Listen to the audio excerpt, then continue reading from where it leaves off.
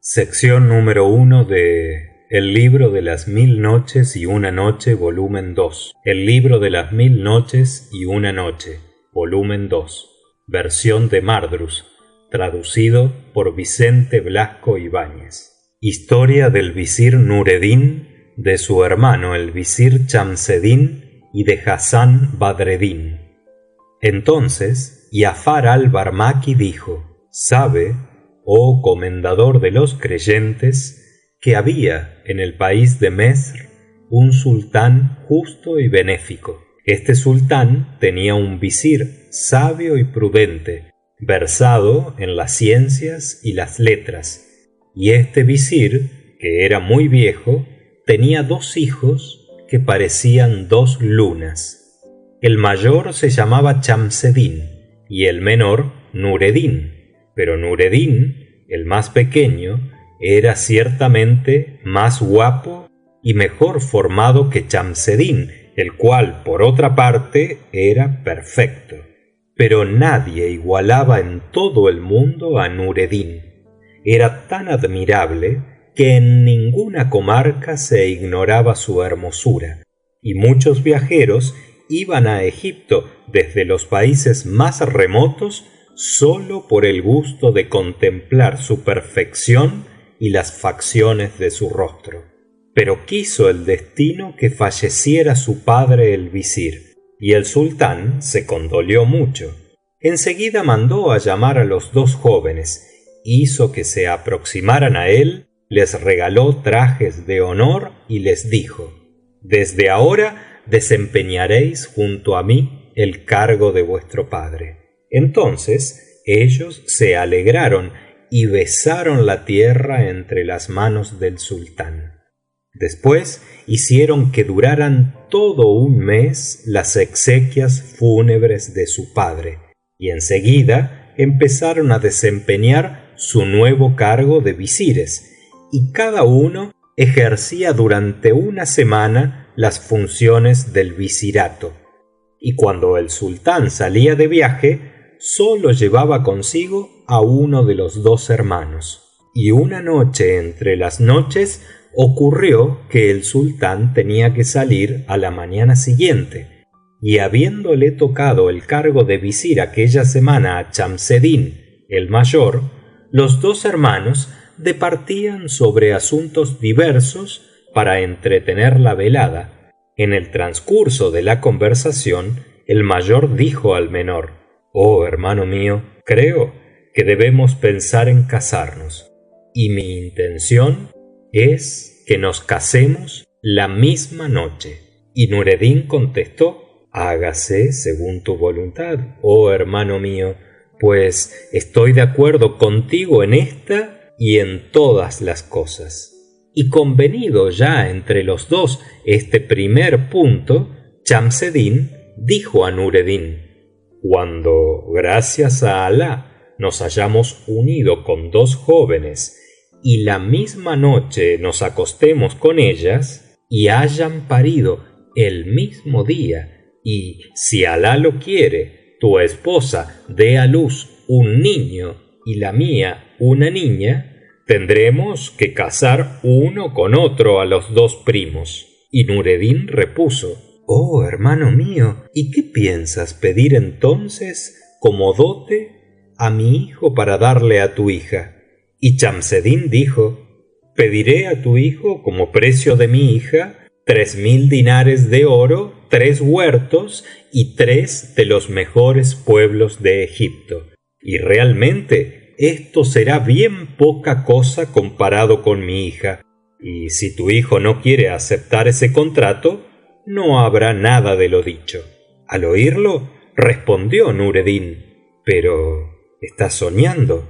¿Qué dote quieres pedirle a mi hijo? ¿Has olvidado que somos dos hermanos y hasta dos visires en uno solo?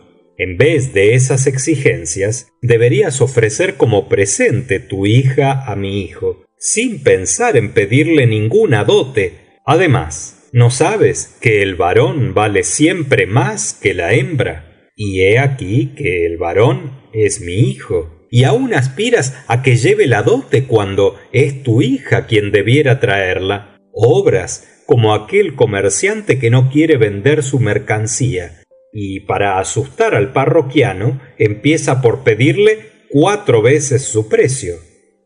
Entonces dijo Chamseddin: sin duda te figuras que tu hijo es más noble que mi hija, lo cual demuestra que careces en absoluto de razón y sentido común, y sobre todo de agradecimiento, porque al hablar del visirato olvidas que tan altas funciones me las debes a mí solo, y si te asocié conmigo fue por lástima únicamente, para que pudieses ayudarme en mi labor. Pero, en fin, ya está dicho, puedes creer lo que gustes, porque yo, desde el momento en que piensas así, ya no quiero casar a mi hija con tu hijo, ni aun a peso de oro.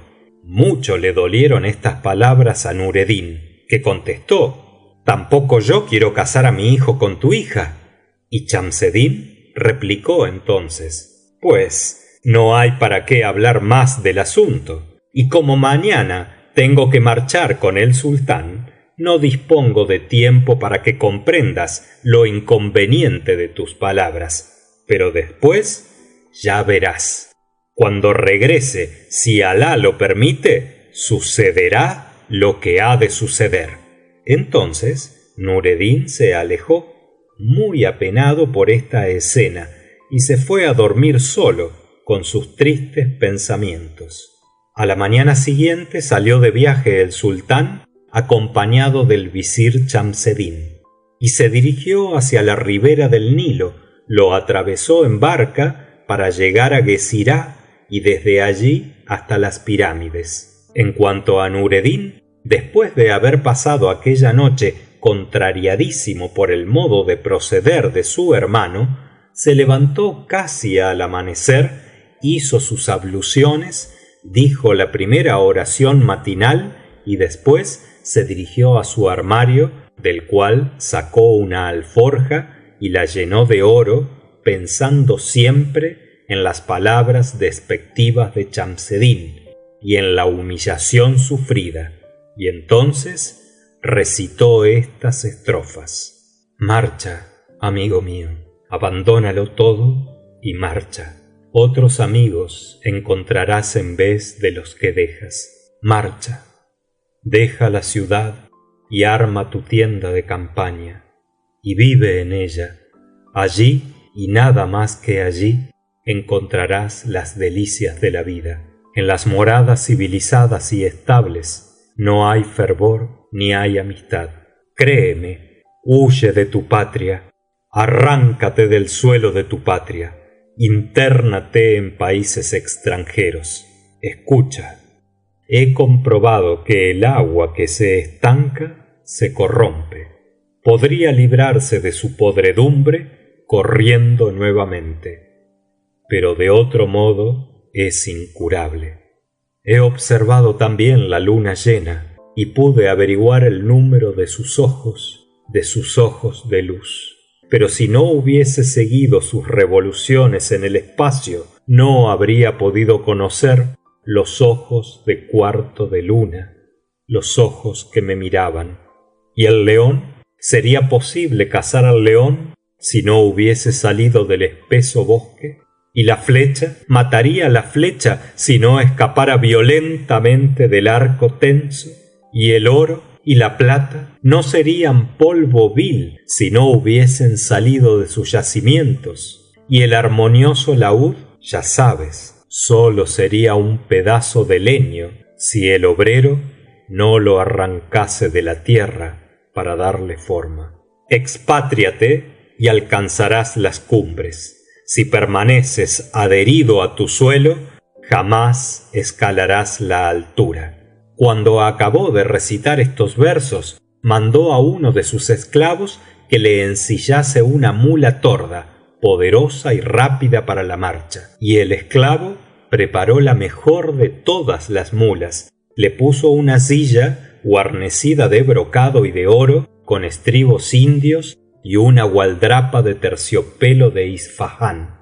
Y lo hizo tan bien que la mula parecía una recién casada con su traje nuevo y brillante. Después todavía dispuso Nureddin que le echasen encima de todo un tapiz grande de seda y otro más pequeño de raso, terminando lo cual colocó entre los dos tapices la alforja llena de oro y de alhajas. Enseguida dijo a este esclavo y a todos los demás: me voy a dar una vuelta por fuera de la ciudad hacia la parte de Kaliubia, donde pienso pasar 3 noches. Siento una opresión en el pecho y voy a dilatar mis pulmones, respirando el aire libre. Pero prohíbe a todo el mundo que me siga. Y provisto de víveres para el camino, montó en la mula y se alejó rápidamente. No bien salió del Cairo, anduvo tan ligero que al mediodía llegó a Belbeis, donde se detuvo. Bajó de la mula para descansar y dejarla descansar. Comió algo, compró en Belbeis cuanto podía necesitar para él y para la mula y reanudó el viaje. 2 días después, precisamente al mediodía, merced al paso de su mula, entró en Jerusalén, la ciudad santa. Allí se apeó de la mula, descansó y la dejó reposar, extrajo del saco algo de comida y después de alimentarse colocó el saco en el suelo para que le sirviese de almohada, luego de haber extendido el tapiz grande de seda, y se durmió, pensando siempre con indignación en la conducta de su hermano. Al otro día, al amanecer, montó de nuevo y no dejó de caminar a buen paso hasta llegar a la ciudad de Alepo. Allí se hospedó en uno de los khanes de la ciudad y dejó transcurrir tranquilamente 3 días, descansando y dejando descansar a la mula. Y cuando hubo respirado bien el aire puro de Alepo, pensó en continuar el viaje, y al efecto montó otra vez en la mula después de haber comprado los maravillosos dulces que se hacen en Alepo, rellenos de piñones y almendras, cubiertos de azúcar, y que le gustaban mucho desde la niñez. Y dejó que la mula se encaminase por donde quisiese, pues al salir de Alepo ya no sabía a dónde dirigirse, y cabalgó día y noche hasta que una tarde, después de puesto el sol, se encontró en la ciudad de Basra. Pero no sabía que aquella ciudad fuese Basra, y no supo su nombre hasta después de llegado al Khan, donde se lo dijeron. Se apeó entonces de la mula, la descargó de los 2 tapices, de las provisiones y de la alforja, y encargó al portero del Khan que la paseara un poco para que no se enfriase por descansar enseguida. Y en cuanto a Nureddin, él mismo tendió su tapiz y se sentó en el Khan para reposar.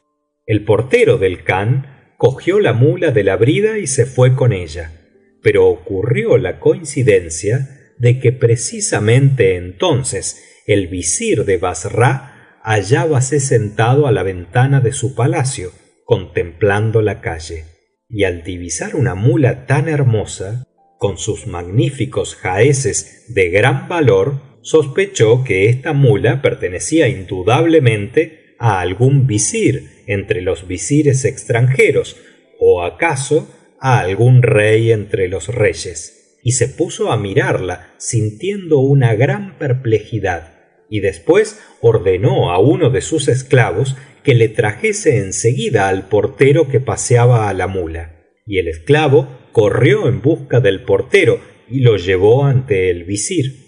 Entonces el portero avanzó un paso y besó la tierra entre las manos del visir, que era un anciano de mucha edad y muy respetable, y el visir dijo al portero: ¿Quién es el amo de esta mula y qué posición tiene? El portero contestó: Oh mi señor, el amo de esta mula es un joven muy hermoso, lleno de seducciones, ricamente vestido, como hijo de algún gran mercader y todo su aspecto impone el respeto y la admiración. Al oírle, el visir se puso de pie, montó a caballo y marchando apresuradamente al Khan, entró en el patio. Cuando lo vio, Nureddin corrió a su encuentro y le ayudó a apearse del caballo. Entonces el visir le dirigió el saludo acostumbrado y Nureddin se lo devolvió y lo recibió muy cordialmente. Y el visir se sentó a su lado y le dijo: «Oh, hijo mío, ¿de dónde vienes y por qué estás en Bassra?». Y Nureddin contestó: «Oh, mi señor, vengo de El Cairo, mi ciudad natal. Mi padre era visir del sultán de Egipto, pero murió al ser llamado a la misericordia de Alá». Después contó toda su historia desde el principio hasta el fin y luego añadió: «No he de volver a Egipto hasta después de haber recorrido el mundo visitando todas las ciudades y todas las comarcas». Y el visir contestó a Nureddin: «Hijo mío, prescinde de esas ideas de continuo viaje porque causarán tu perdición. Sabe que el viajar por países extranjeros es la ruina y lo último de lo último. Atiende esta advertencia, pues temo que te perjudiquen los percances de la vida y del tiempo». Después el visir ordenó a sus esclavos que desencillaran la mula y le quitasen los tapices y las sedas, y se llevó consigo a Nureddin, alojándole en su casa, y lo dejó descansar luego de haberle proporcionado todo lo que necesitaba. Nureddin permaneció algún tiempo en casa del visir y el visir le veía diariamente y le colmaba de consideraciones y favores, y acabó por estimarle enormemente, hasta el punto de que un día le dijo: «Hijo mío, ya soy muy viejo y no tengo ningún hijo varón, pero Alá me ha concedido una hija que te iguala en belleza y perfecciones, y hasta ahora se la he negado a cuantos me la pidieron en matrimonio, pero a ti, a quien quiero con todo el cariño de mi corazón, he de preguntarte si consientes en aceptarla como esclava tuya, porque yo deseo fervientemente que seas el esposo de mi hija. Y si quieres aceptar, marcharé en busca del sultán y le diré que eres un sobrino mío recién llegado de Egipto y que has venido a Bassra expresamente para pretender a mi hija en matrimonio. Y el sultán, por cariño a mí, te dará el visirato, porque yo ya estoy muy viejo y necesito descansar. Y así podré encerrarme muy a gusto en mi casa para no salir de ella». Al oír esta proposición, bajó los ojos Nureddin y después dijo: «Escucho y obedezco». Entonces el visir llegó al colmo de la alegría e inmediatamente ordenó a sus esclavos que preparasen el festín y adornasen e iluminasen la sala de recepción, la más espaciosa de todas, reservada especialmente al más grande entre los emires. Después reunió a todos sus amigos e invitó a todos los nobles del reino y a todos los mercaderes de Bassra, y todos acudieron a presentarse entre sus manos. Entonces el visir, para explicarles el haber elegido a Nureddin con preferencia a todos los demás, les dijo: «Yo tenía un hermano que era visir en Egipto y Alá le había favorecido con 2 hijos, como a mí me favoreció con una hija, según sabéis. Mi hermano, poco antes de morir, me encargó que casara a mi hija con uno de sus hijos, y yo se lo prometí. Y precisamente este joven, a quien veis, es uno de los 2 hijos de mi hermano, el visir de Egipto. Ha venido a Bassra con tal objeto, y mi mayor anhelo es que se escriba su contrato con mi hija y que viva con ella en mi casa». Entonces contestaron todos: «Sea como dices, ponemos sobre nuestra cabeza cuanto hagas». y todos tomaron parte en el gran festín. Bebieron toda clase de vinos y comieron una cantidad prodigiosa de pasteles y confituras. Y después, rociada la sala con agua de rosas, según costumbre, se despidieron del visir y de Nureddin. Entonces el visir mandó a sus esclavos que llevasen a Nureddin al hammam y le diesen un buen baño, y el visir le regaló uno de sus mejores trajes entre sus trajes, y después le envió toallas, palanganas de cobre, pebeteros y todas las demás cosas necesarias para el baño. Y Nureddin se bañó y salió del hammam con su traje nuevo, y estaba más hermoso que la luna llena en la más bella de las noches. Después Nureddin cabalgó en su mula torda, encaminándose hacia el palacio del visir, y al pasar por las calles le admiraban todos, elogiando su hermosura y la obra de Alah. Y descendió de la mula, entró en casa del visir y le besó la mano. Entonces el visir, en este momento de su narración, Schahrazad vio aparecer la mañana y se calló discretamente. Fin de la sección número 1. Sección número 2 de El libro de las 1000 noches y una noche, volumen 2. Pero cuando llegó la 20ª noche, ella dijo: He llegado a saber, oh rey afortunado, que entonces el visir se levantó acogiendo con júbilo al hermoso Nureddin y diciéndole: Entra, oh hijo mío, en la cámara de tu esposa y sé dichoso. Mañana te llevaré a ver al sultán. Y ahora solo me resta implorar de Alah que te conceda todos sus favores y todos sus bienes. Entonces Nureddin besó otra vez la mano del visir su suegro y entró en el aposento de la doncella, y sucedió lo que había de suceder. Y esto fue lo referente a Nureddin. En cuanto a Chamseddin, su hermano, he aquí lo que ocurrió. Terminada la expedición que hizo con el sultán de Egipto hacia el lado de las pirámides, regresó inmediatamente a su casa y se inquietó mucho al no encontrar a su hermano Nureddin, y preguntó por él a sus esclavos, que le respondieron: Nuestro amo Nureddin, el mismo día que te fuiste con el sultán, montó en una mula enjaezada con gran lujo, como en los días solemnes, y nos dijo: Me voy hacia la parte de Caliubia, estaré fuera unos días, pues noto opresión en el pecho y necesito aire libre, pero que no me siga nadie.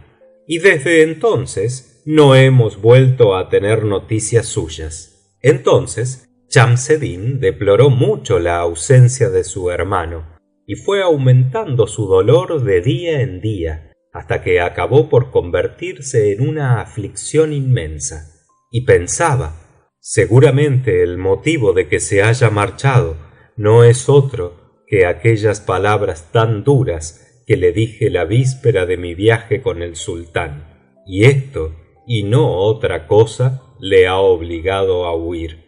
Pero es preciso que repare la falta cometida contra él y disponga que lo busquen. Y Chamseddin fue inmediatamente a ver al sultán y le refirió lo que ocurría, y el sultán mandó escribir mensajes autorizados con su sello y los envió con emisarios de a caballo en todas direcciones a todos sus lugartenientes de todas las comarcas, y les decía en estos pliegos que Nureddin había desaparecido y que precisaba buscarle fuese donde fuese.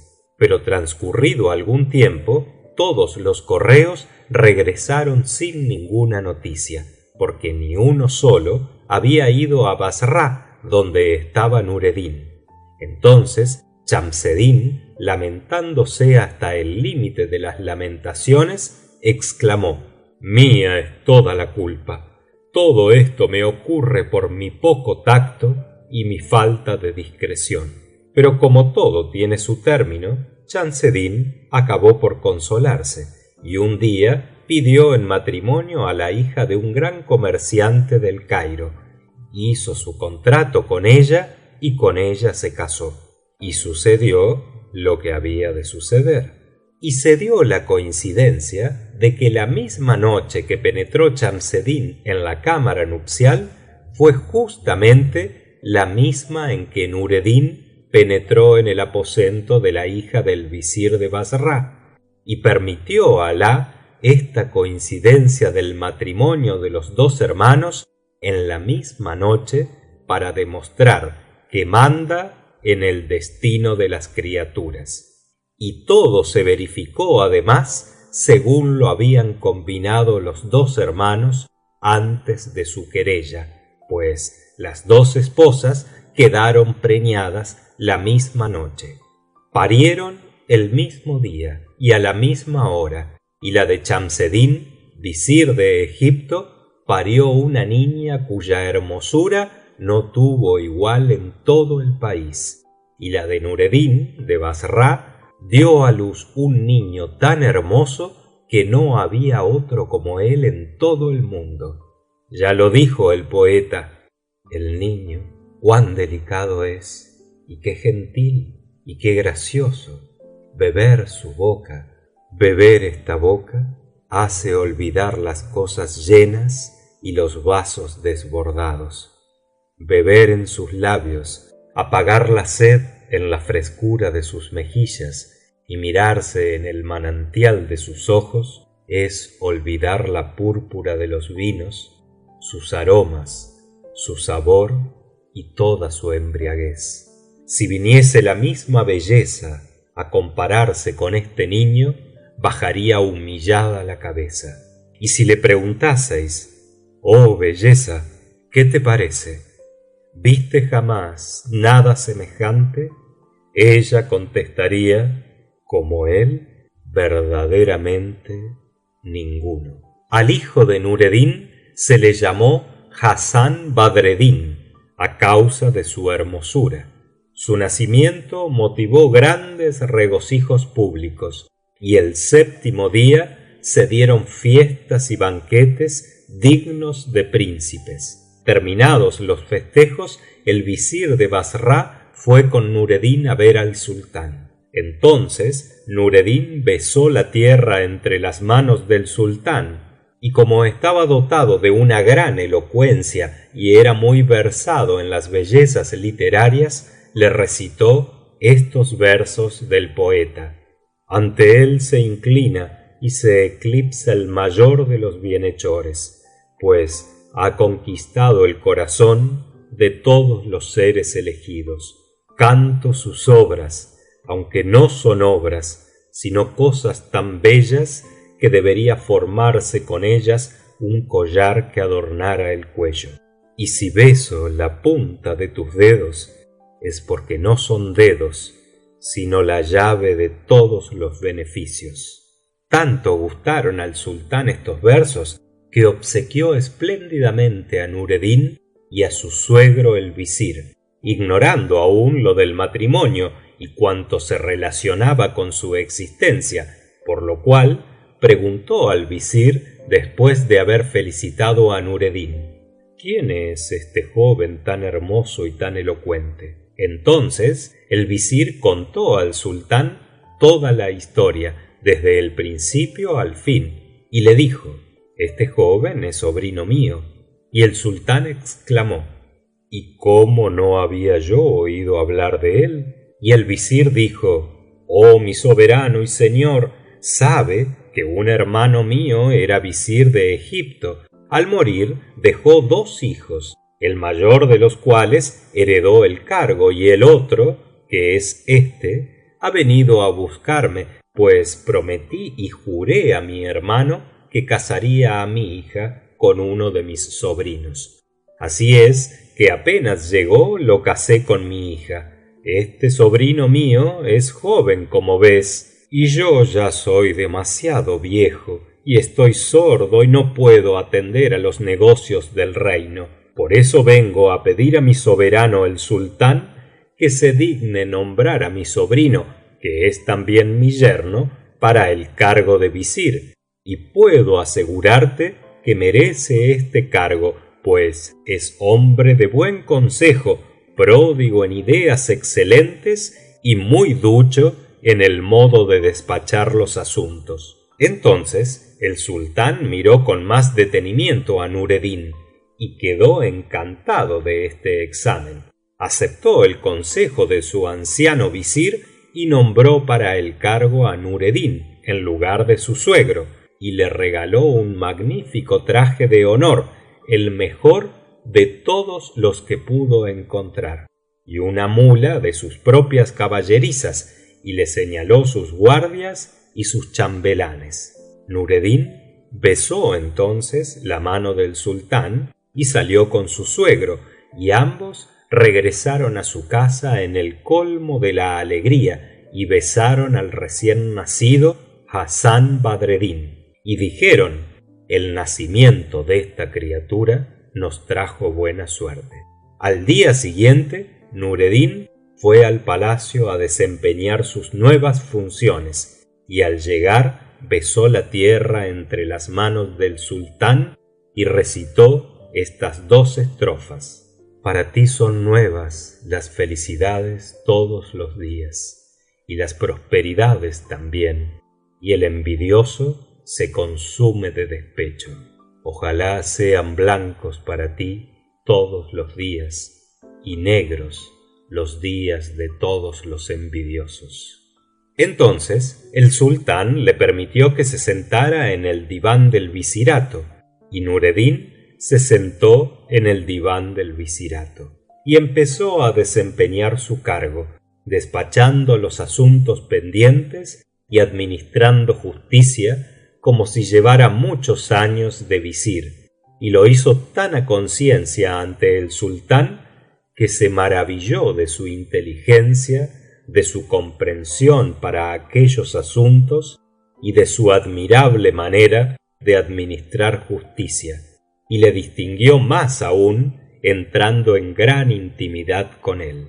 Y Nureddin siguió desempeñando a maravilla sus elevadas funciones, pero no por eso olvidó la educación de su hijo Hassán Badreddin, a pesar de todos los asuntos del reino, porque Nureddin era cada día más poderoso y más favorecido del sultán, que aumentó el número de sus chambelanes, servidores, guardias y correos, y llegó a ser tan rico que pudo dedicarse al comercio en gran escala, fletando naves mercantes que recorrían todo el mundo, construyendo molinos y ruedas elevadoras de agua y plantando magníficos huertos y jardines, y todo esto antes de que su hijo cumpliera los 4 años. Falleció entonces el anciano visir, suegro de Nureddin, y éste le hizo un entierro solemne, al cual asistieron él y todos los grandes del reino. Y desde entonces Nureddin se consagró exclusivamente a la educación de su hijo, y lo confió al sabio más versado en leyes religiosas y civiles. Este sabio venerable iba todos los días a dar lecciones de lectura al niño Hassán Badreddin, y poco a poco, con método, le inició en la interpretación del Corán, que acabó por aprenderse de memoria. Y después el sabio siguió años y años enseñando a su discípulo todos los conocimientos útiles, y Hassán no dejaba de crecer en hermosura, gracia y perfección.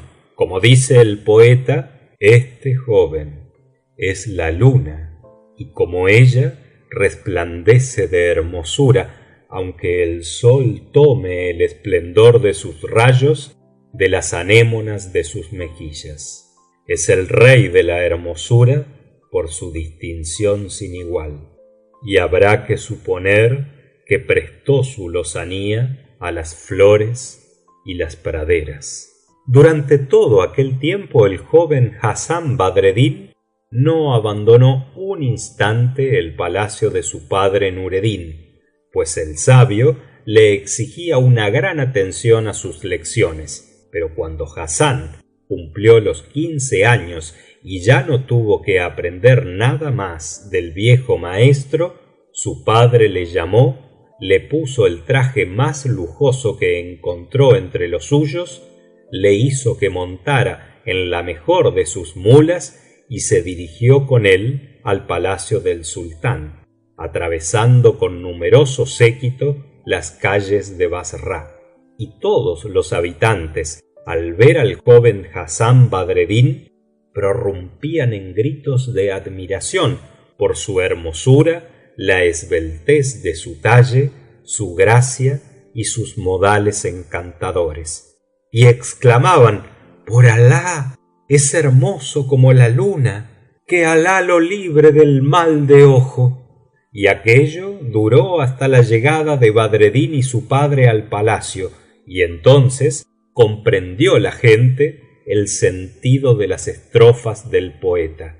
Cuando el sultán vio la hermosura del joven Hassán Badreddin, quedó tan sorprendido que perdió la respiración y se olvidó de respirar durante un buen rato, y le mandó acercarse y le estimó mucho, le hizo su favorito colmándole de regalos, y dijo a su padre Nureddin: visir, es absolutamente indispensable que me lo envíes todos los días, pues comprendo que no podría pasarme sin él.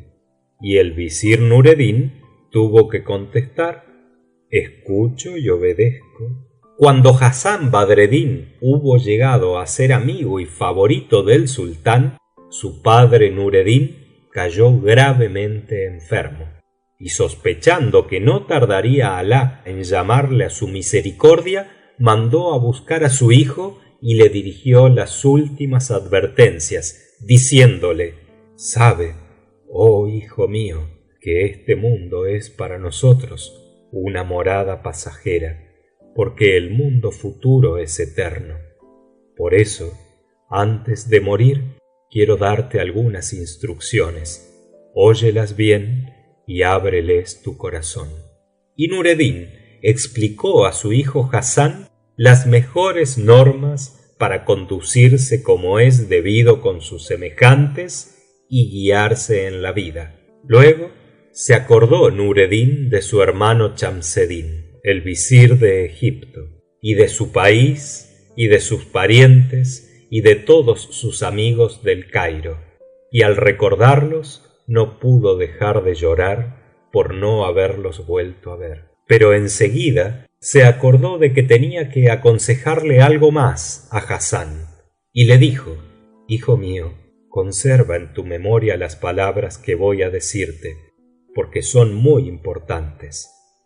Sabe que tengo en el Cairo un hermano llamado Chamseddin, que es tío tuyo y además visir de Egipto.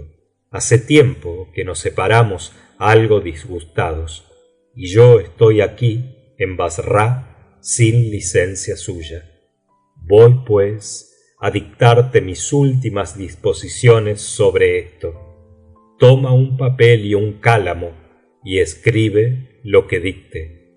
Entonces Hassán Badreddin cogió una hoja de papel, extrajo el tintero del cinturón, sacó del estuche el mejor cálamo, que era el que estaba mejor cortado, lo mojó en la estopa empapada en tinta que estaba dentro del tintero, se sentó, dobló el pliego de papel sobre la mano izquierda y cogiendo el cálamo con la derecha, le dijo a Nureddin: oh padre mío, escucho tus palabras. Y Nureddin empezó a dictar: en nombre de Alah el Clemente, el Misericordioso. Y continuó dictando enseguida a su hijo toda su historia, desde el principio hasta el fin. Y además le dictó la fecha de su llegada a Bassra y de su casamiento con la hija del viejo visir, y le dictó su genealogía completa, sus ascendientes directos e indirectos con sus nombres, el nombre de su padre y de su abuelo, su origen, su grado de nobleza personal adquirida y, en fin, todo su linaje paterno y materno.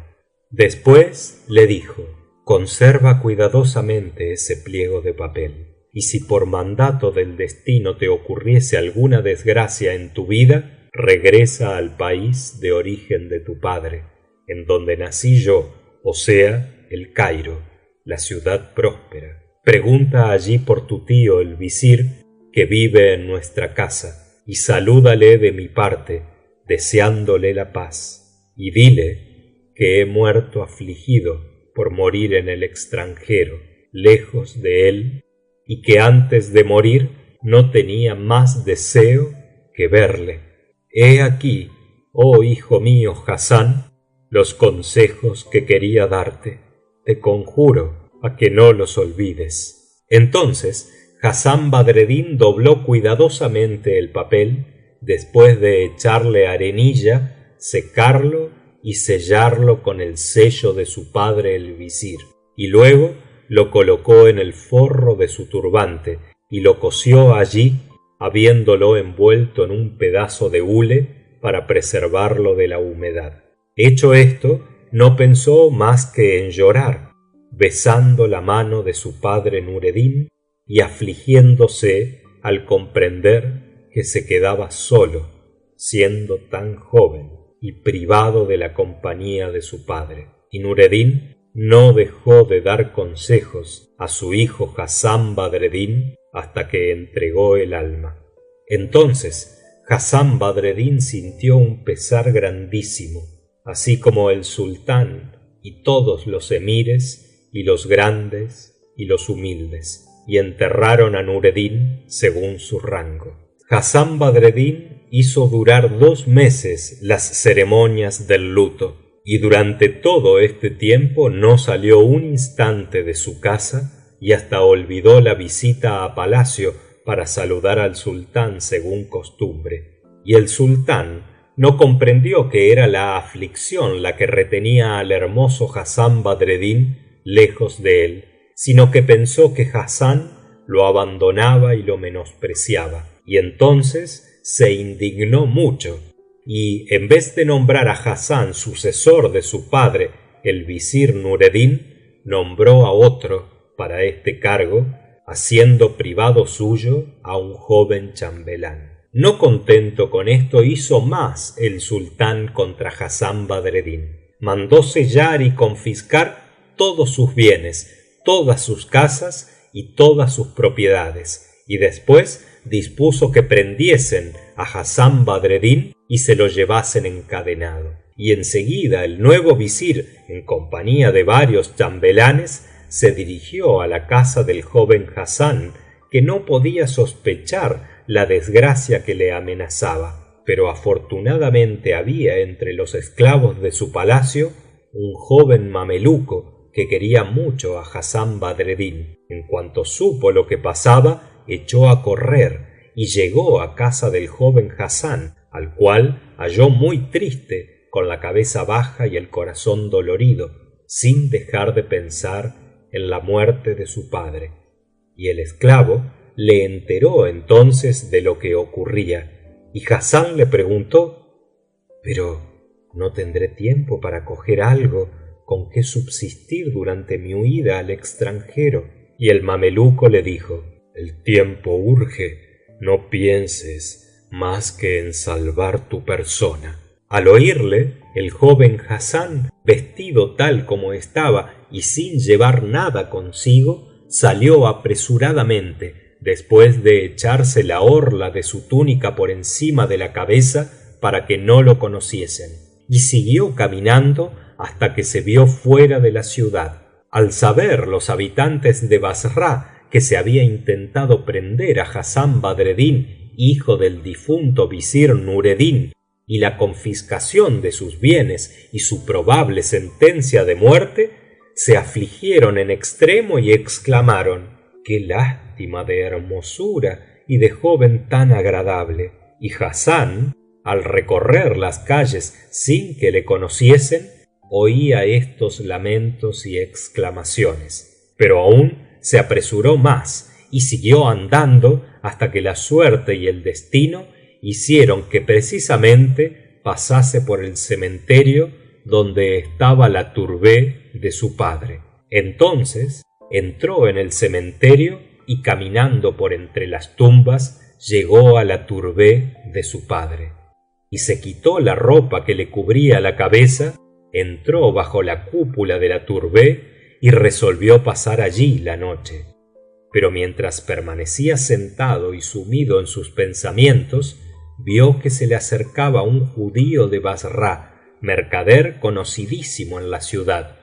Este mercader judío regresaba de un pueblo cercano, encaminándose a Bassra, y al pasar cerca de la tourbeh de Nureddin, miró hacia el interior y vio al joven Hassán Badreddin, a quien conoció enseguida.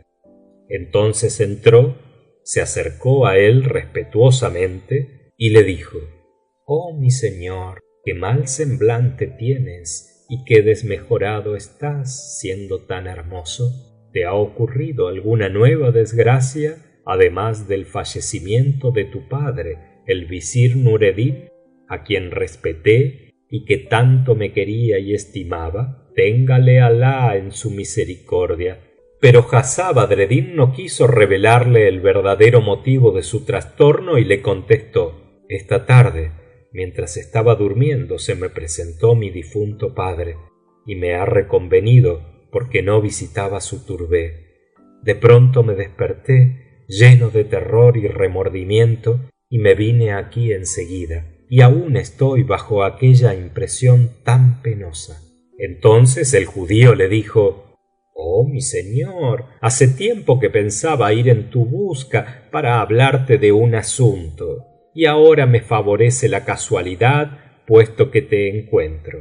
Sabe pues, oh mi joven señor, que tu padre el visir, con quien estaba yo en relaciones mercantiles, había fletado naves que ahora vuelven cargadas de mercancías. Estas naves vienen consignadas a él. Si quisieras cederme su carga, te ofrecería 1000 dinares por cada una y te pagaría al contado». Y el judío sacó de su bolsillo un monedero lleno de oro, contó 1000 dinares y se los ofreció enseguida a Hassán, que no dejó de aceptar este ofrecimiento, ordenado por Alah para sacarlo del apuro en que se hallaba. Y el judío añadió: «Ahora, oh mi señor, ponme el recibo provisto de tu sello». Y Hassán Badreddin cogió el papel que le alargaba el judío, así como el cálamo, mojó éste en el tintero de cobre y escribió en el papel: «Declaro que quien ha escrito este papel es Hassán Badreddin, hijo del difunto visir Nureddin. Alah lo haya acogido en su misericordia, y que ha vendido al judío N, hijo de N, mercader de Bassra, el cargamento de la primera nave que llegue a la ciudad de Bassra y forme parte de las pertenecientes a mi padre Nureddin. Y vendo esto por 1000 dinares y nada más». Luego puso su sello en la parte inferior de la hoja y se la entregó al judío, que lo saludó respetuosamente y se fue. Entonces Hassán rompió a llorar, pensando en su padre, en su posición pasada y en su suerte presente. Pero como ya se había hecho de noche, le venció el sueño y se quedó dormido en la tourbeh. Y así siguió hasta que salió la luna. Y como en aquel momento se le había escurrido la cabeza de encima de la piedra de la tourbeh, hubo de dar una vuelta completa, echándose de espaldas, y la luna iluminó por completo su rostro, que resplandecía con toda su belleza. Aquel cementerio era frecuentado por efrits de la buena especie, efrits musulmanes y creyentes, y por casualidad aquella noche una encantadora efrita volaba por allí tomando el fresco. y vio a la luz de la luna al joven Hassán, que estaba durmiendo, y observó su belleza y sus hermosas proporciones, y quedándose maravillada dijo: gloria a Alah. Oh, qué hermoso joven, cómo me enamoran sus hermosos ojos, que me figuro muy negros y de una blancura. Pero después pensó: mientras se despierta voy a seguir mi paseo por los aires.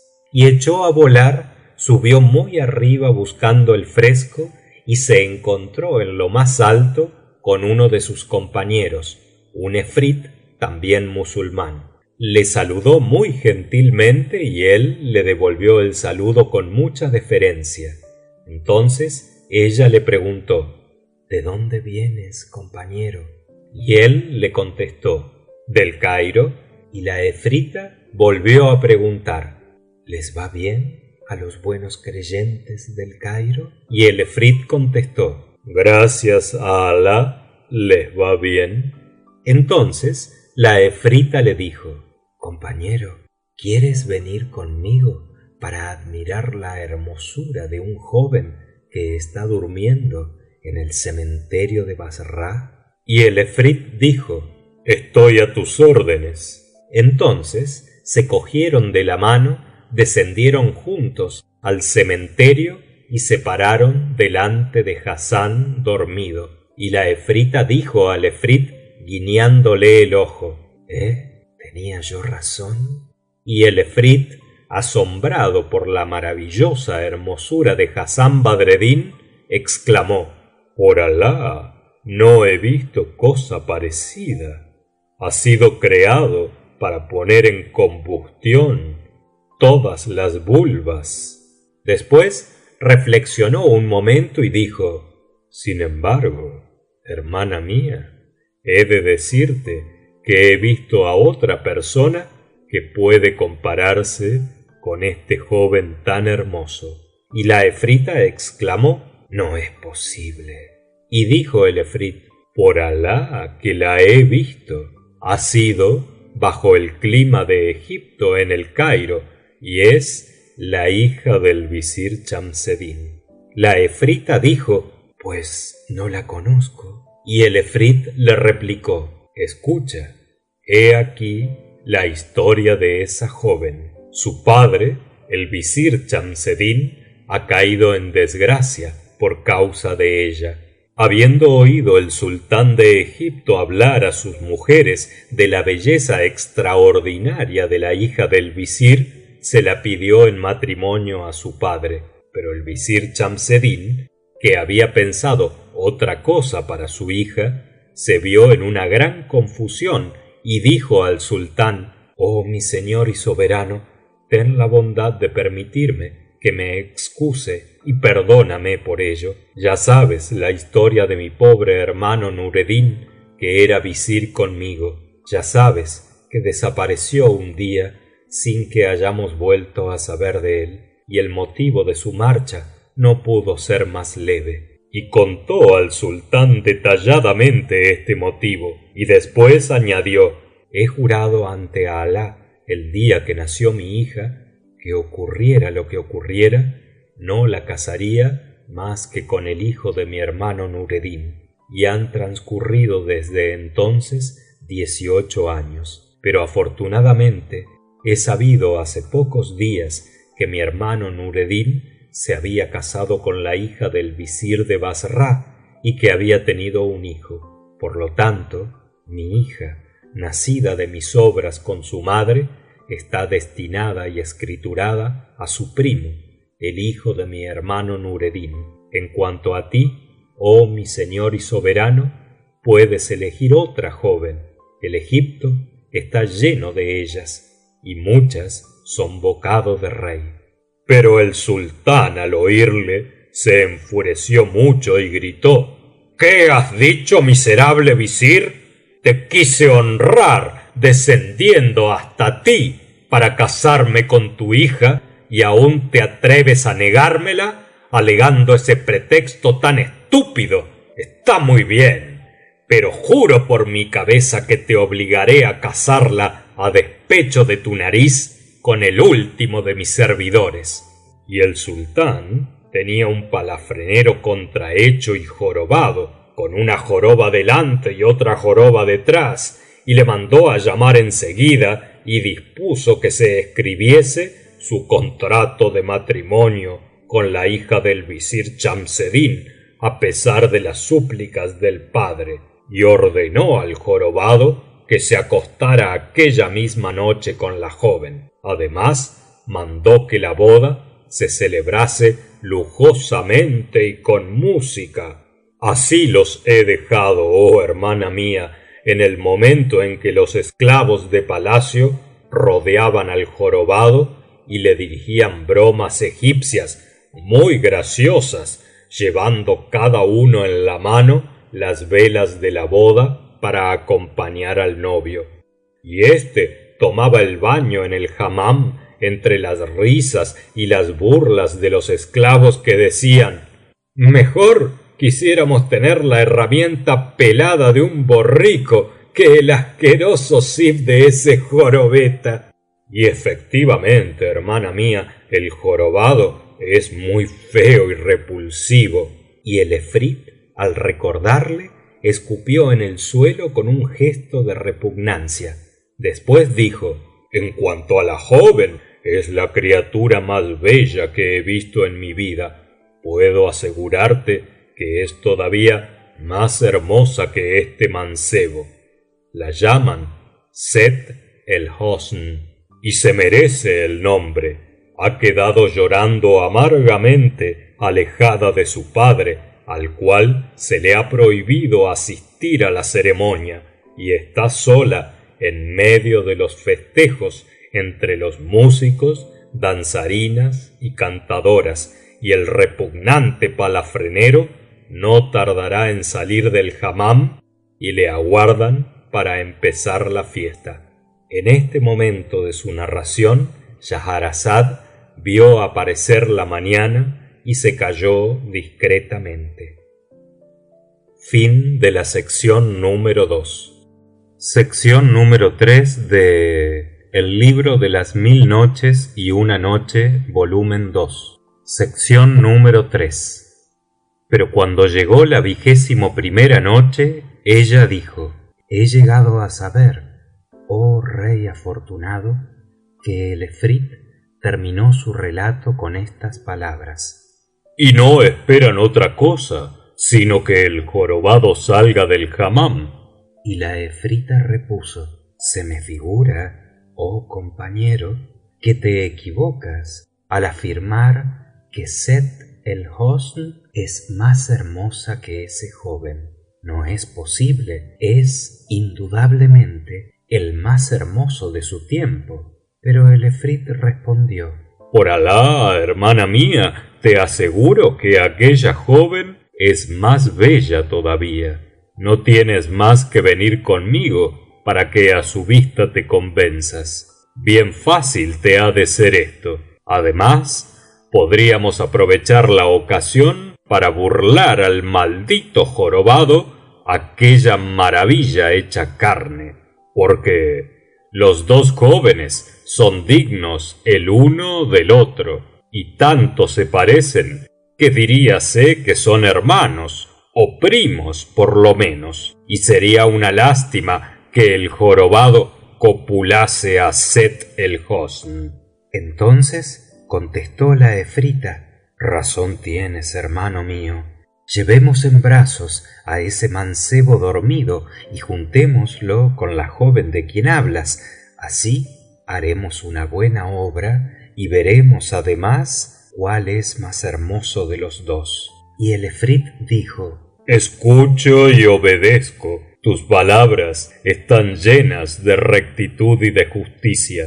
Vamos, pues. Y entonces el efrit se echó a cuestas al joven y comenzó a volar, seguido de cerca por la efrita, que le ayudaba para llegar antes, y ambos, de este modo, llegaron cargados al Cairo con toda rapidez, y allí soltaron al hermoso Hassán, dejándole dormido sobre el banco de una calle próxima al palacio que rebosaba de gente, y entonces le despertaron. Hassán se despertó y quedó en la más extrema perplejidad al no verse en Bassra, en la tourbeh de su padre, y miró a la derecha y miró a la izquierda y no conocía nada de aquello, pues aquello era una ciudad, pero una ciudad muy distinta a la de Bassra. Tan sorprendido quedó que abrió la boca para gritar, pero enseguida vio delante de sí a un hombre gigantesco y barbudo que le guiñó el ojo para indicarle que no gritase.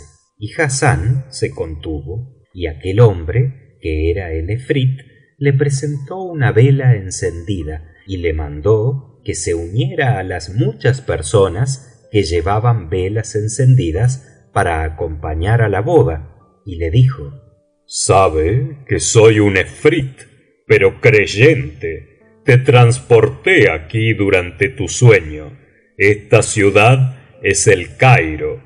Te he traído porque te quiero y deseo favorecerte sin ningún interés, solo por amor a Alah y por tu hermosura. Toma esta vela encendida, intérnate entre la muchedumbre y marcha con ella hasta ese hamam que allí ves. De él ha de salir una especie de jorobado a quien llevarán triunfalmente. Síguele, ve siempre a su lado, pues es el novio.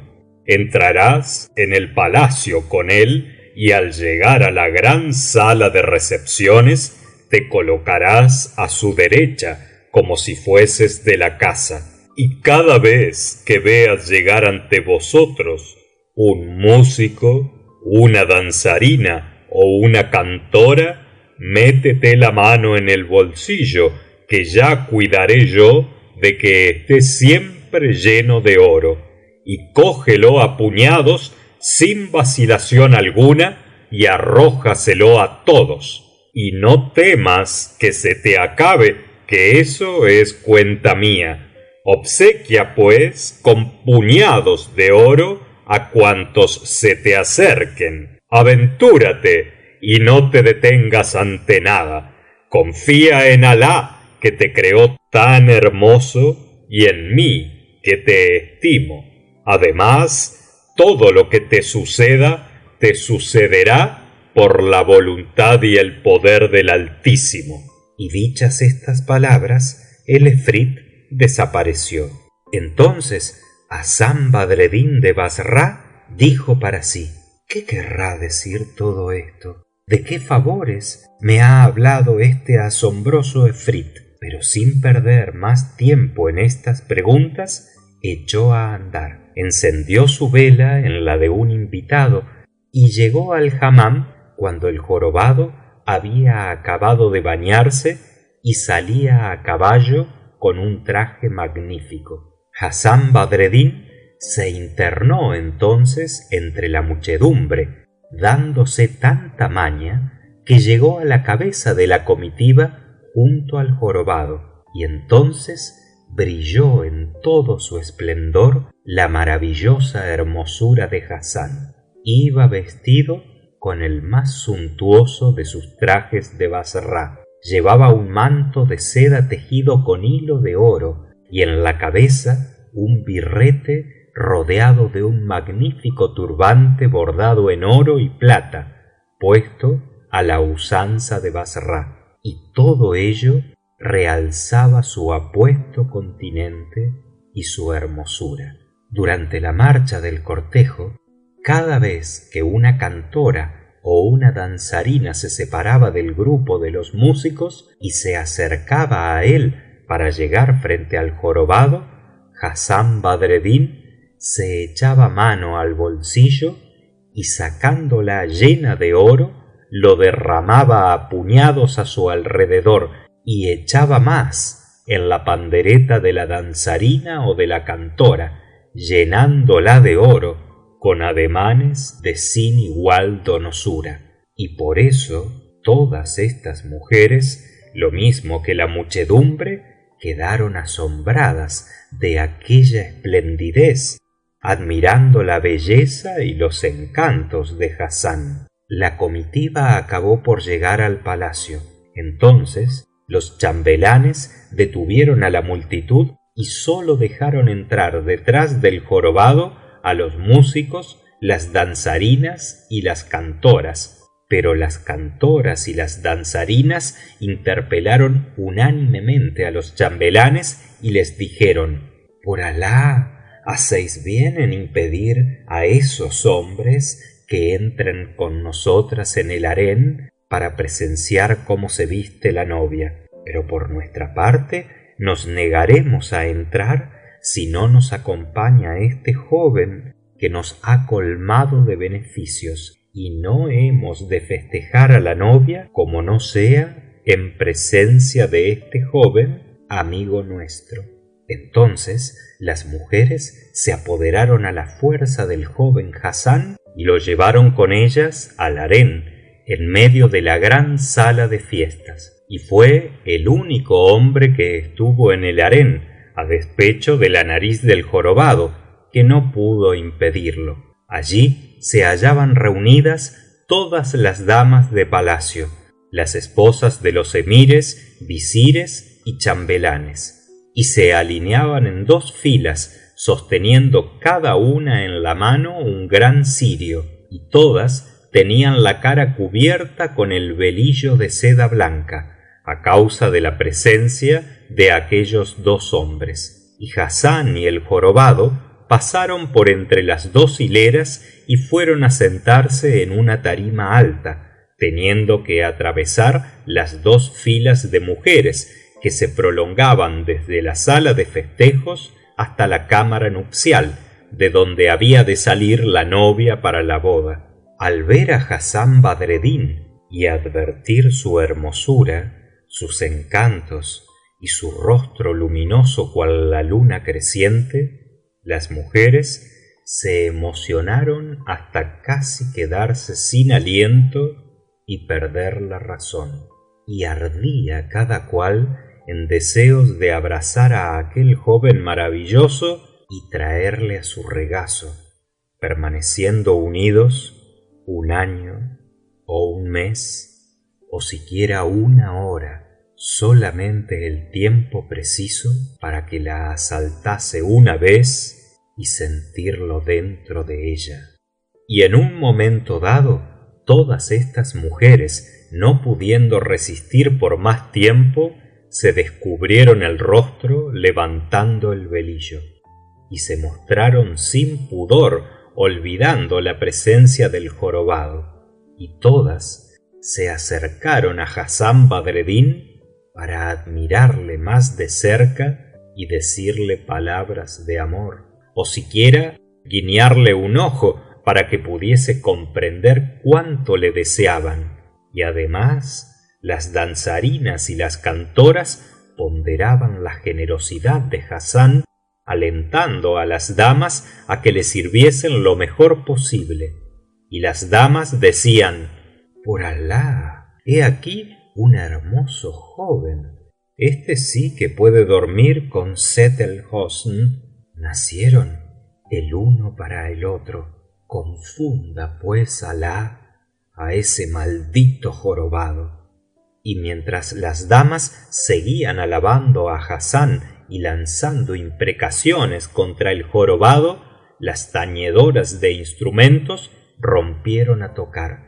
Se abrió la puerta de la cámara nupcial y la novia, Sett el-Hosn, entró en la sala de festejos rodeada de eunucos y doncellas. Sett el-Hosn, hija del visir Chamseddin, apareció en medio de su servidumbre y brillaba como una hurí. Las otras, comparadas con ella, no eran más que unos astros que formaran su cortejo, como las estrellas que rodean a la luna al salir de una nube. Se había perfumado con ámbar, almizcle y rosa, y su peinada cabellera brillaba bajo la seda que la cubría. Sus hombros admirables marcábanse a través de su traje suntuoso, Iba de un modo regio. Entre otras galas llevaba un vestido bordado de oro rojo, con dibujos de pájaros y flores, y esto era el traje exterior, pues los interiores sólo Alah sería capaz de conocerlos y estimarlos en su verdadero mérito. En la garganta lucía un collar que suponía incalculables millares de dinares, y cada una de sus piedras era de tal valor que ningún mortal ni el rey en persona las había visto iguales. En una palabra, Sett el-Hosn aparecía tan hermosa como la luna llena en la 14ª noche. Y Hassán Badreddin seguía sentado entre el grupo de damas, causando la admiración de todas, y la novia avanzó con un gracioso movimiento dirigiéndose hacia el estrado. Entonces el jorobado se levantó y quiso besarla, pero ella, horrorizada, lo rechazó y fue a colocarse rápidamente al lado del hermoso Hassán. Y pensar que era su primo, y ella no lo sabía, lo mismo que él. Y todas las damas se echaron a reír, principalmente cuando la novia se detuvo ante el hermoso Hassán, por el cual se sintió al instante abrasada en deseos, y exclamó levantando al cielo las manos: Allahumma, haz que este hermoso joven sea mi marido y líbrame de ese palafrenero jorobado. Entonces Hassán Badreddin, siguiendo las instrucciones del efrit, metió la mano en su bolsillo y la sacó llena de oro, echándoselo a puñados a las servidoras de Sett el-Hosn y a las cantoras y danzarinas, que exclamaron: ojalá poseas a la novia. Y Badreddin correspondió con una gentil sonrisa a este deseo y a estas felicitaciones. Y el jorobado se veía durante esta escena abandonado de todos y hallábase solo, más feo que un mico, y todas las personas que por casualidad se le acercaban al pasar junto a él apagaban la vela en señal de burla. Y así permaneció algún tiempo, aburriéndose y poniéndose cada vez de peor humor, y todas las damas se reían al mirarle y le dirigían bromas escandalosas. Una le decía: Mico, ya podrás masturbarte en seco y copular con el aire. Otra le increpaba: mira, apenas abultas lo que el zib de nuestro buen amo, y tus 2 jorobas son la medida exacta de sus compañones. Y decía una tercera: si te diese un golpe con su zib, irías a caer de trasero en la cuadra. Y todo el mundo se reía.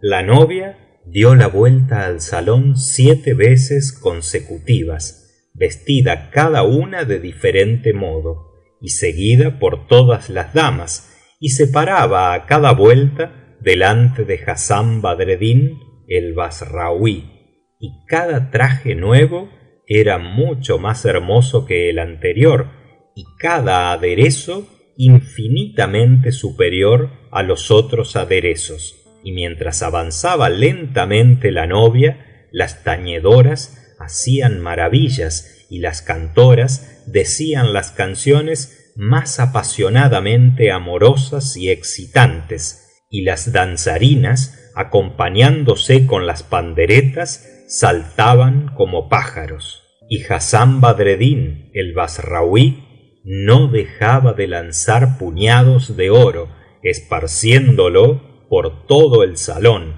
y las mujeres se precipitaban a recogerlo para tocar algo que hubiera pasado por la mano del joven, y hasta hubo algunas que, aprovechándose de la hilaridad y la excitación generales, del sonar de los instrumentos y de la embriaguez de las canciones, se tumbaron en tierra una encima de otra para simular una copulación, contemplando a Hassán, que desde su asiento sonreía. Y el jorobado presenciaba todo esto muy desolado, y su desolación aumentaba cada vez que veía a una de las mujeres volverse hacia Hassán y con la mano tendida y bajada bruscamente ofrecerle por señas la vulva, o a otra agitar el dedo del corazón guiñando el ojo, o a otra menear las caderas retorciéndose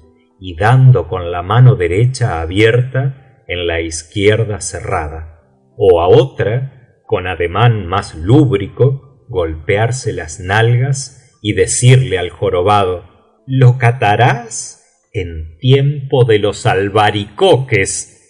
Y todo el mundo se reía.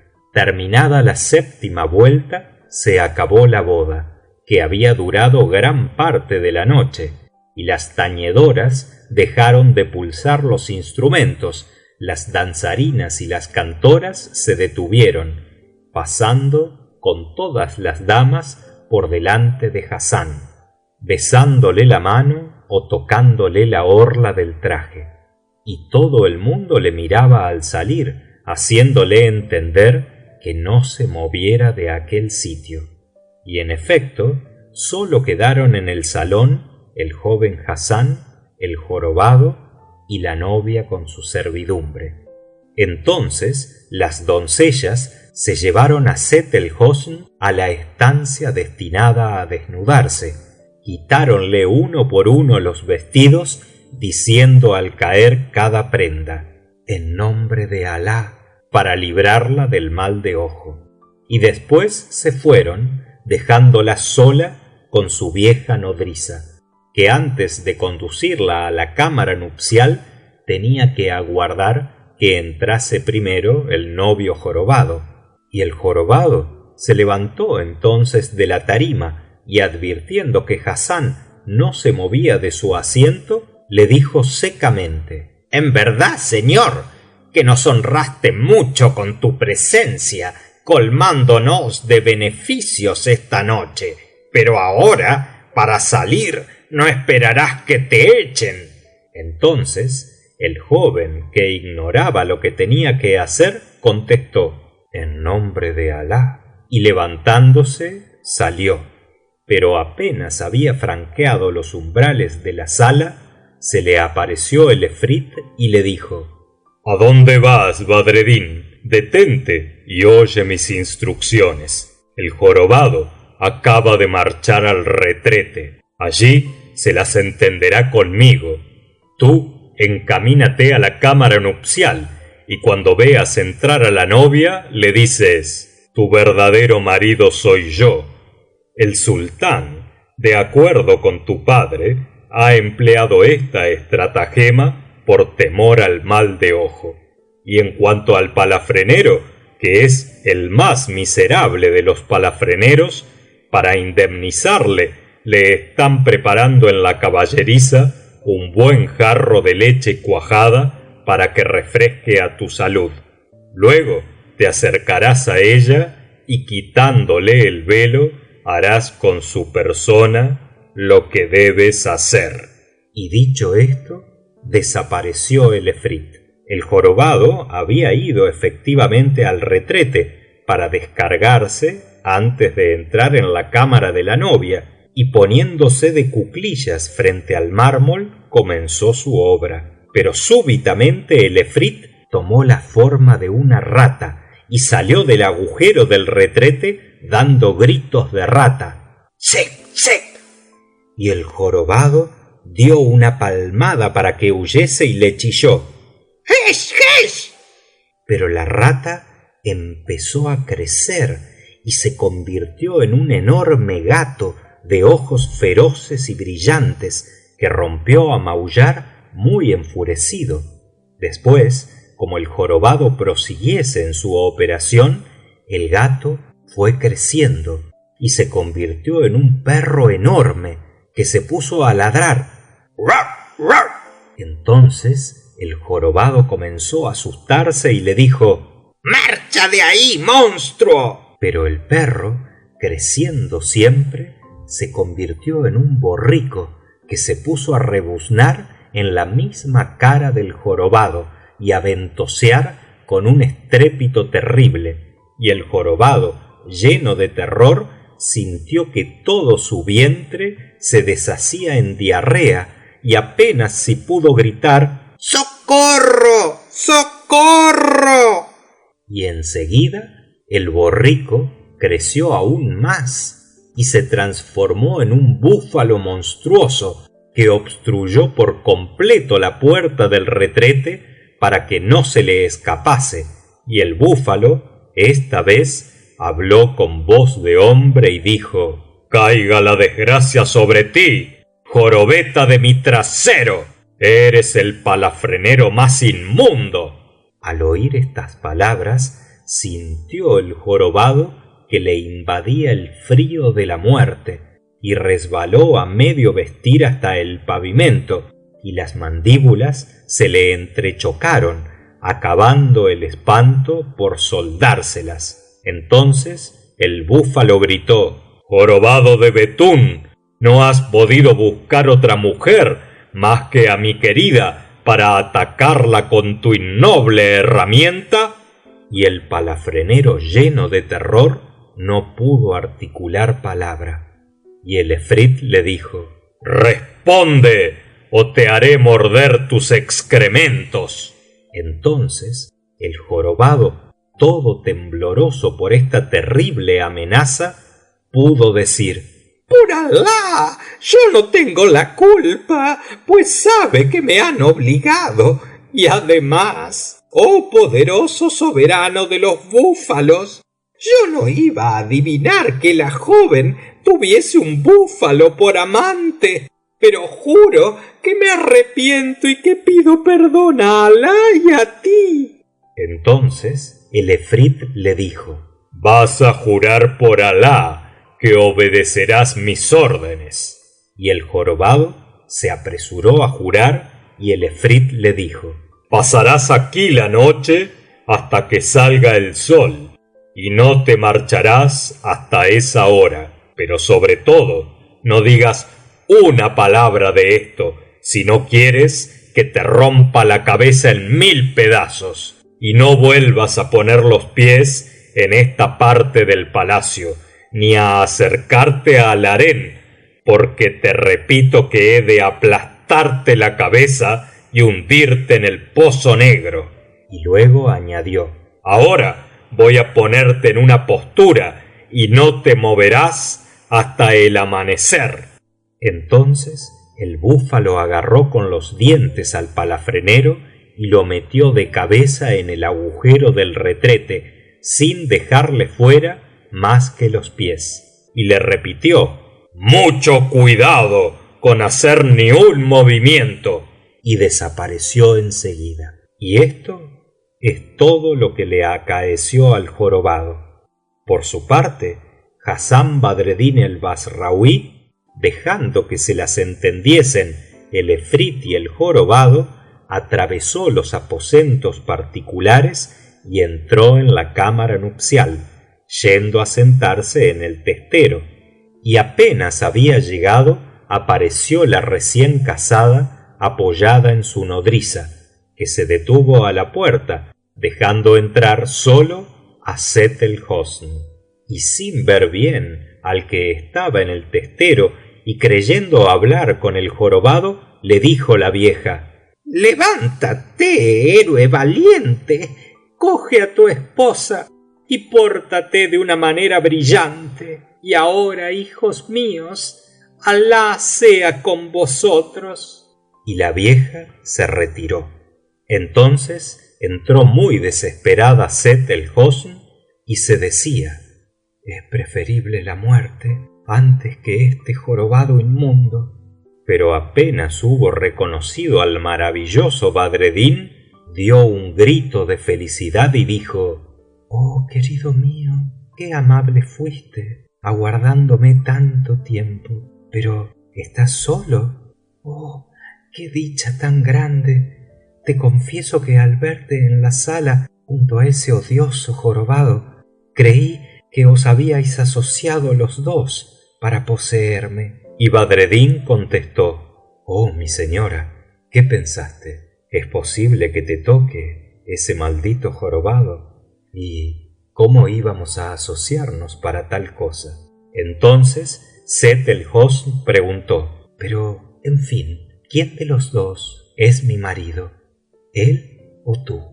Y Badreddin repuso: soy yo, querida mía. Se ha inventado esta farsa del jorobado para hacernos reír y también para librarnos del mal de ojo, pues todas las damas han oído hablar de tu hermosura sin igual, y tu padre alquiló a ese palafrenero para que conjurase el mal de ojo, gratificándole con 10 dinares. Y ahora está en la caballeriza, a punto de tragarse a nuestra salud un jarro de leche fresca bien cuajada. Al oír a Badreddin, Sett el Hosn llegó al colmo de la alegría y sonrió gentilmente y rompió a reír más gentilmente aún, y luego, sin poder contenerse más, exclamó: por Alah, querido mío, poséeme, apriétame bien, ven enseguida a mi regazo.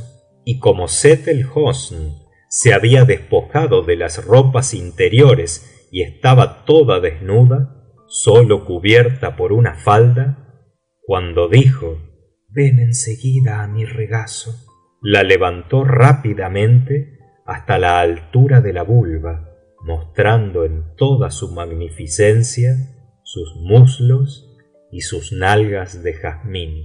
Y a la vista de los encantos de aquella carne de Hurí, Badreddin sintió que el deseo recorría todo su cuerpo y despertaba al niño dormido, y levantándose apresuradamente se desnudó, despojándose del calzón de innumerables pliegues y de la bolsa que contenía los 1000 dinares que le había dado el judío de Bassra, y la colocó en el diván junto a los calzones, y luego se quitó el hermoso turbante y lo puso en una silla, cubriéndose con otro ligero de dormir que habían dejado allí para el jorobado, y sólo se quedó con la fina camisa de muselina de seda bordada de oro y con el ancho calzoncillo de seda azul sujeto a la cintura por unos cordones con borlas de oro. Y soltando estos cordones, abrazó a Sett el Hosn, que le ofrecía todo su cuerpo. La levantó en alto, la tendió en la cama y se echó sobre ella, y agachado, abiertas las piernas, cogió los muslos de Sett el Hosn, los atrajo hacia él y los separó. Enseguida apuntó contra la ciudadela su ariete, que estaba ya dispuesto. Empujó este ariete poderoso, hundiéndolo en la brecha, y la brecha cedió, y Badreddin pudo entusiasmarse al comprobar que la perla no estaba perforada y que no había penetrado en ella más ariete que el suyo, ni la habían tocado siquiera con la punta de la nariz. Y comprobó también que aquel trasero bendito nunca había resistido el peso de un cabalgador, y en el colmo de la dicha le arrebató la virginidad y se deleitó a su gusto con el sabor de aquella juventud. Y ataque tras ataque, el ariete funcionó 15 veces seguidas, entrando y saliendo sin interrumpirse, y todas ellas le parecieron deliciosas. Y desde aquel instante, sin género de duda, quedó preñada Sett el Hosn, según verás en lo que sigue, oh emir de los creyentes. Y cuando Badreddin acabó de hincar los 15 clavos, dijo para sí: me parece que es bastante por ahora, y se tendió al lado de Sett el Hosn, pasándole con suavidad la mano por debajo de la cabeza, y ella le rodeó también con su brazo, enlazándose ambos estrechamente, y antes de dormirse se recitaron estas estrofas admirables: no temas nada, penetra tu lanza en el objeto de tu amor y no hagas caso de los consejos del envidioso, pues no será el envidioso quien sirva a tus amores. Piensa que el Clemente no creó más hermoso espectáculo que el de dos amantes entrelazados en la cama. Míralos, ahí están, pegados uno a otro, cubiertos de bendiciones. Sus manos y sus brazos les sirven de almohadas. Cuando el mundo ve a dos corazones unidos por ardiente pasión, trata de herirlos con el acero frío, pero tú no hagas caso. Cuando el destino pone una beldad a tu paso, es para que la ames y para que con ella únicamente vivas. Y esto es todo lo que acaeció a Hassán Badreddin y a Sett el-Hosn, la hija de su tío.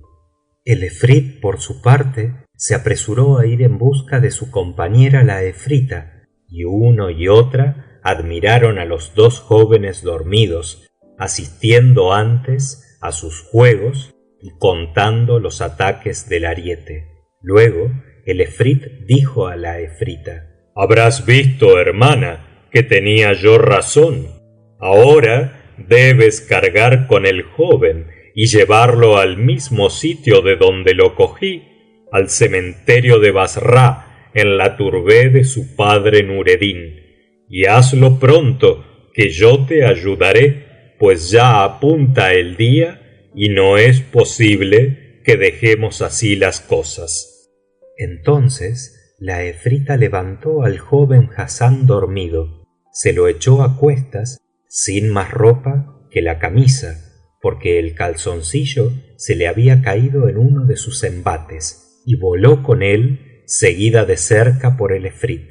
De improviso, durante esta carrera por el aire, al efrit le asaltaron ideas lúbricas respecto a la efrita, y quiso violarla yendo cargada con el hermoso Hassán.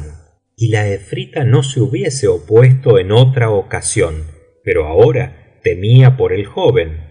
Además, intervino afortunadamente Alá, enviando contra el efrit a unos ángeles que le echaron encima una columna de fuego y lo abrasaron. Y la efrita y Hassán se vieron libres del terrible efrit, que acaso los hubiese desplomado desde aquella altura, porque el efrit es terrible en su copulación.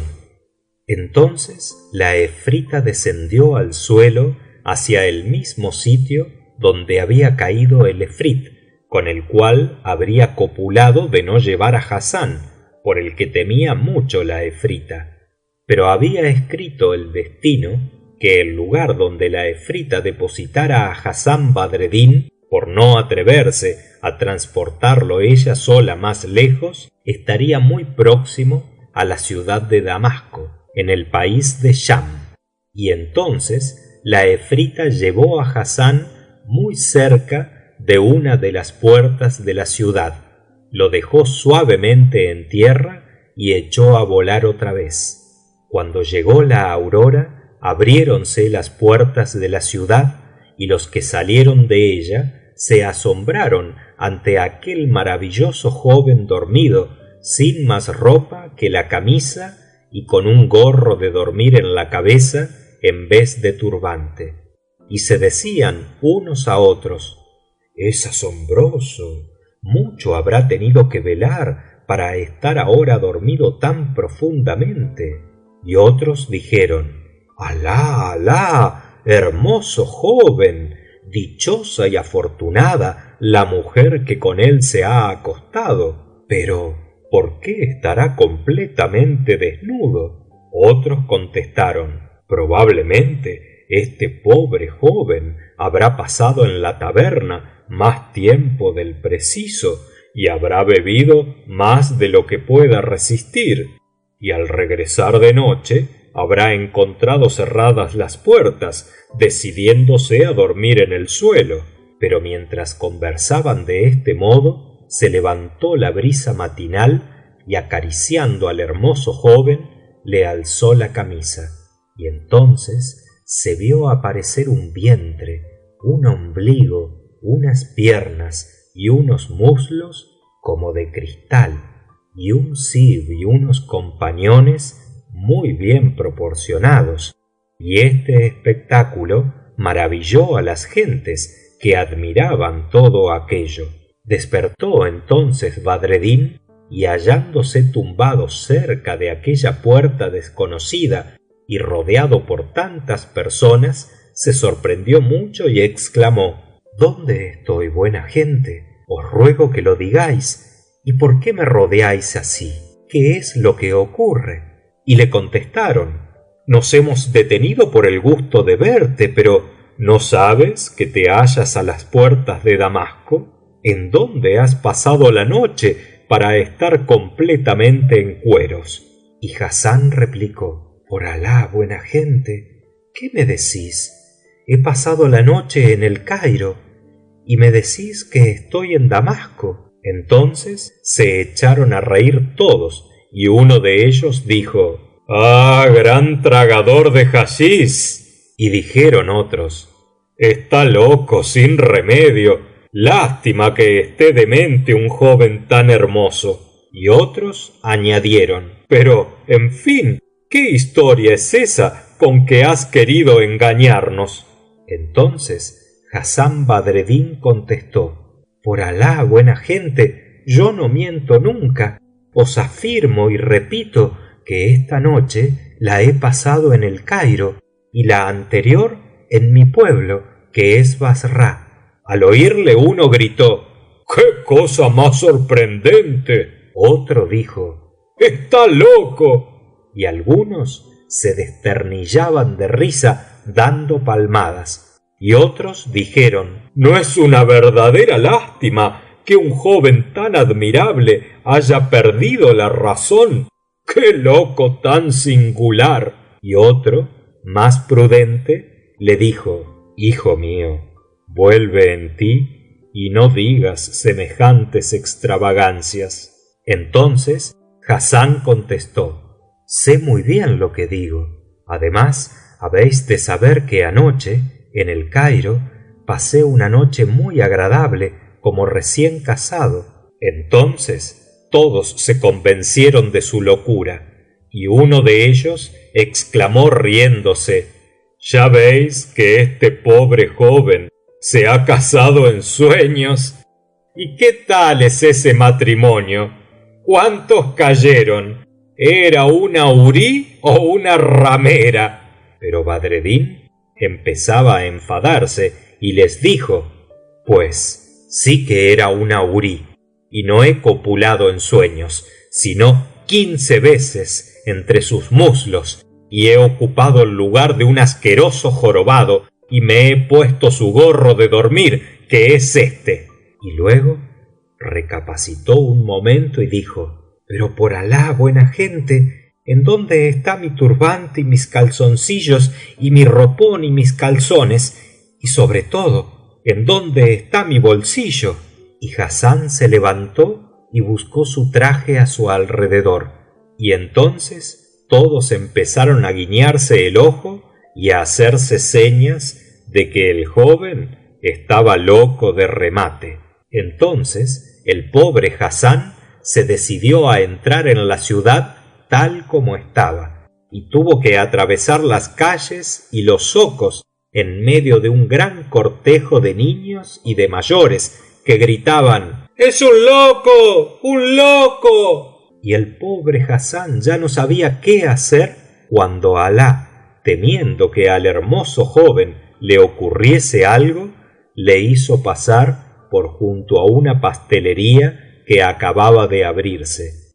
Y Hassán se refugió en la tienda, y como el pastelero era un hombre de puños, cuyas hazañas eran muy conocidas en la ciudad, la gente tuvo miedo y se retiró, dejando en paz al joven.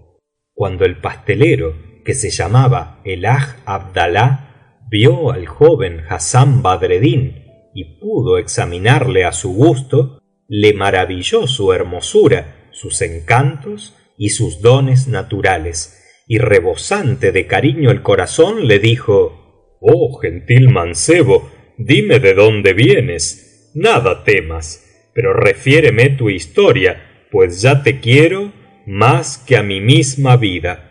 Y Hassán contó entonces toda su historia al pastelero Haj Abdalá, desde el principio hasta el fin. Y el pastelero, profundamente maravillado, dijo a Hassán: oh mi joven señor Badreddin, en verdad que esa historia es muy sorprendente y muy extraordinario tu relato, pero te aconsejo, hijo mío, que a nadie se lo cuentes, pues es peligroso hacer confidencias. Te ofrezco mi tienda y vivirás conmigo hasta que Alah se digne dar término a las desgracias que te afligen.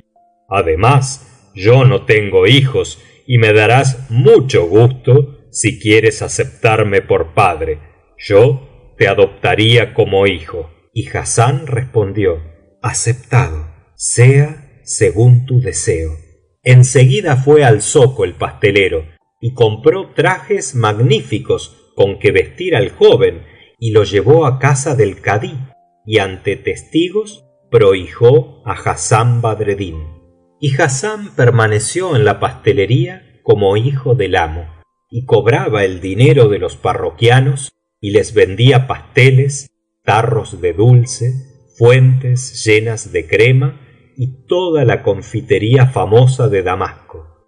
Y aprendió enseguida el oficio de pastelero, que le gustaba mucho por las lecciones recibidas de su madre, la mujer del visir Nureddin, que preparaba pasteles y dulces delante de él cuando era niño. Y como en toda la ciudad de Damasco fue elogiada la hermosura de Hassán, el gallardo joven de Bassra, hijo adoptivo del pastelero, la tienda de Haj Abdalá llegó a ser la más frecuentada de todas las pastelerías de Damasco. Y esto fue todo lo de Hassán Badreddin. En cuanto a la recién casada Sett el-Hosn, hija del visir Chamseddin, he aquí lo que hubo de ocurrirle. Cuando se despertó Sett el-Hosn la mañana siguiente a la noche de sus bodas, no encontró a su lado al hermoso Hassán, pero figurándose que habría ido al retrete, le aguardó muy tranquila. En aquel momento se presentó a saber de ella su padre el visir Chamseddin. Llegaba muy inquieto, estaba poseído de indignación por la injusticia del sultán obligándole a casar a la hermosa Sett el-Hosn con el palafrenero jorobado. Y al entrar en las habitaciones de su hija, se dijo: como sepa que se ha entregado a ese inmundo jorobado, la mato. Golpeó en la puerta de la cámara nupcial y llamó: Sett el-Hosn. Y desde dentro ella contestó: ya voy a abrir, padre mío. Y levantándose enseguida abrió la puerta. Parecía más hermosa que de costumbre y mostraba resplandeciente el rostro y el alma, satisfecha por haber sentido las briosas caricias de aquel hermoso ciervo. E inclinándose ante su padre con coquetería, le besó las manos, pero su padre, al verla tan contenta, en lugar de encontrarla afligida por su unión con el jorobado, le dijo: ah, desvergonzada, ¿cómo te atreves a mostrarte con esa cara de alegría después de haber dormido con el horrendo jorobeta? Y Sett el-Hosn, al oírlo, se echó a reír y exclamó: por Alah, padre mío, dejémonos de bromas. Bastante tengo con haber sido la irrisión de todos los invitados a causa de mi supuesto marido, ese jorobado que no vale ni la recortadura de una uña de mi verdadero esposo de esta noche. Oh, qué noche, cuán llena de delicias junto a mi amado. Basta pues de bromas, padre mío, no me hables más del jorobado. El visir temblaba de coraje escuchando a su hija, y sus ojos estaban azules de furor, y dijo: ¿Qué dices, desdichada? ¿No pasaste aquí la noche con el jorobado? Y ella contestó: por Alá sobre ti, oh padre mío, no me hables más del jorobado. Confúndalo Alá a él, a su padre, a su madre y a toda su familia. Sabe de una vez que estoy enterada de la superchería que inventaste para defenderme del mal de ojo.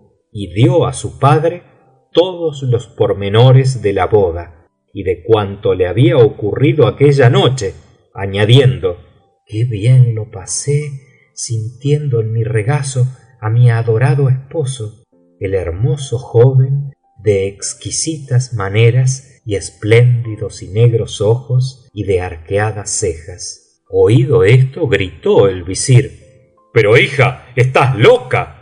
¿Sabes lo que dices? ¿Dónde se halla el joven a quien llamas tu esposo? Y Sett el-Hosn respondió: ha ido al retrete. Entonces el visir, muy alarmado, se precipitó afuera de la habitación y, corriendo hacia el retrete, se encontró al jorobado, que seguía inmóvil, con los pies hacia arriba y la cabeza dentro del agujero.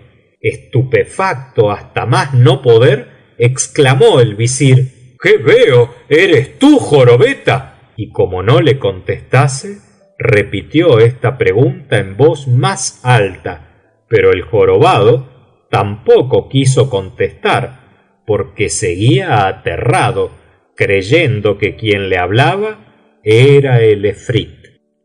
En este momento de su narración, Schahrazad vio aparecer la mañana y se calló discretamente. Fin de la sección número 3.